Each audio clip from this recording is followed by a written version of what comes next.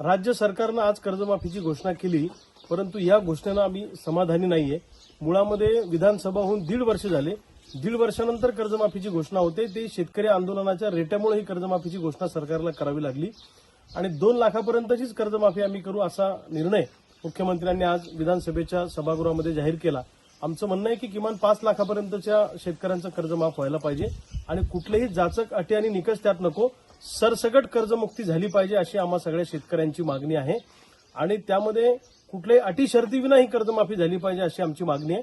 आणि इथून पुढे सोयाबीनला उत्पादन खर्चावर आधारित भाव, कापसाला उत्पादन खर्चावर आधारित भाव, इतर शेती पिकांना उत्पादन खर्चावर आधारित भाव जर दिला तर पुन्हा कर्जमाफी मागण्याची वेळ येणार नाही। पण वारंवार जर सरकार सोयाबीन आणि कापसाच्या भावावर दरोडा टाकणार असेल तर पुन्हा कर्जमाफीची मागणी करावी लागेल। हे फक्त एक सलाईन आहे, याच्यातून शेतकरी खूप मोठा उभा राहील असं नाही आणि रेग्युलर कर्ज भरणाऱ्यांना किमान 1 लाख रुपये त्या ठिकाणी अनुदान जाहीर करायला पाहिजे होतं अशी आमची मागणी आहे। आजच्या कर्जमाफीच्या निर्णयामध्ये आम्ही पूर्णपणे समाधानी नाहीये।